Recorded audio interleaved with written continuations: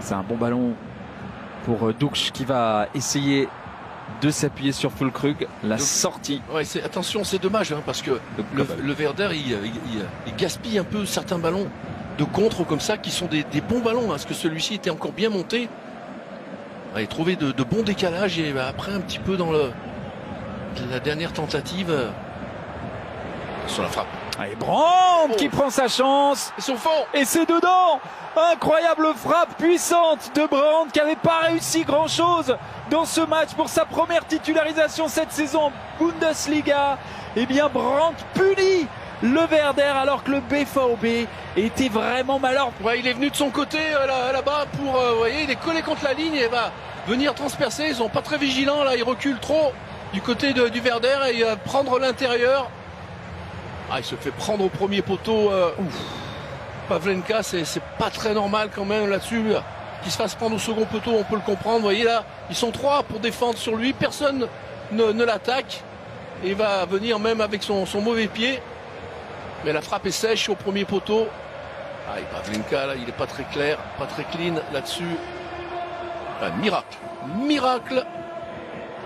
Et gros coup dur. Il va pas avoir beaucoup d'occasions de débloquer son compteur. Torgan Hazard avec son pied droit, ce ballon qui est dégagé et qui revient sur Guerreiro. La frappe de Guerreiro, magistrale frappe à terre de Rafael Guerreiro. Quel but pour le Portugais, l'Océan Lorientais, qui frappe souvent de loin et qui trouve souvent le chemin des filets. La preuve encore. Ouais, j'avais dit qu'on n'avait pas beaucoup vu sur le plan offensif. Je pensais plus à des débordements et des centres. Mais c'est vrai qu'il a cette capacité de frapper de loin des 18 mètres comme ça. Vous voyez, là le ballon qui va lui arriver. Il est loin. Hein. Contrôle son pied gauche et frappe au sol. Quasiment très tendu. Ah, ça le passe. Pavlenka, il est un petit peu gêné parce qu'il y a tellement de monde devant lui. Ah, elle est flottante, elle rebondit et Pavlenka qui... Ouais, il manque un peu de pas très loin de récupérer ce ballon. Ah, il va partir au dernier moment en fait. Une fois qu'il est déjà à l'intérieur de la surface, Très bien joué. Ouais, la déviation. Oh, il va être en avance. Buchanan qui va centrer en retrait. Kobel encore qui est là. Attention à ce nouveau centre. C'est finalement dégagé. Ça revient dans les pieds. Oh, l'extérieur, magnifique. C'est splendide. C'est magnifique. Ce geste technique incroyable tout simplement pour aller relancer peut-être ce match. Sublime geste de Lee Buchanan.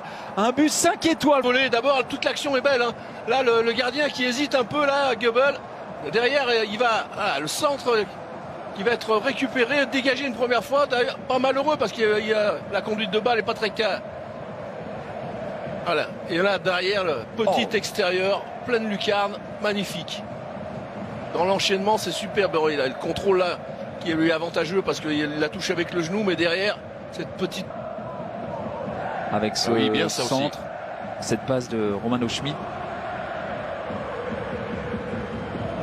Bon, attention à ce centre, l'égalisation incroyable en moins de 5 minutes avec Niklas Schmid qui vient placer sa tête. Cette équipe du Werder n'abdique jamais, on peut s'en rendre compte comme d'habitude et comme depuis le début de saison. Il s'offre un match nul de partout et comme la dernière journée, c'est sur le fil encore une fois qu'ils reviennent dans le match. Ah, quelle histoire de ce match où on a un Werder qui a dominé mais large beaucoup de qualité. Et encore une fois, c'est une action de grande qualité. Hein. Regardez la circulation, on ne s'affole pas. On joue bien dans l'espace. Regardez le nombre de joueurs dans l'axe pour Dortmund qui se laisse surprendre par l'arrivée de derrière. Ah oui, très bon ballon, bien travaillé, la tête au sol. Magnifique. Ah, une superbe action en plus, ça c'est pas n'importe quoi. Et avec deux entrants qui marquent. Oui. Hein. D'abord Buchanan et puis ensuite Niklas Schmid. Ils sont tous les deux rentrés, lancés dans le grand bain par Oliver. C'est un minimum en place, ouais, bien fait. Ouais, Dortmund qui va évidemment essayer de tenter le tout pour le tout, mais attention à ne pas se faire punir à un moment donné, parce qu'ils en sont capables à l'image de ce ballon et de cette frappe. Incroyable, tout simplement incroyable. Encore un entrant, encore un buteur. Cette fois-ci c'est Oliver Burke. Il perdait 2-0. Ils mettent désormais 3 de Werder. Renverse le BVB. Et quel but encore, mais quelle action. Cette remontée de balle, c'est un régal. un modèle du genre de maîtrise, de technique, et derrière comment il a réussi à ajuster, mais un peu impossible. Regardez, récupération ici, on est quand même très très loin du but, l'enchaînement là, tout en une touche de balle, et regardez encore une fois le démarrage de l'appel de balle, et là où est-ce qu'il passe ce ballon, c'est fou. Premier poteau, là les deux joueurs de Dortmund sont fautifs. Wolf là qui revient, et Goebbels qui ferme pas assez son premier poteau. Mais quel enchaînement, quelle action, frappe magnifique au premier poteau. La passe de Weiser, le but de Burke, et cette fois-ci ce n'est pas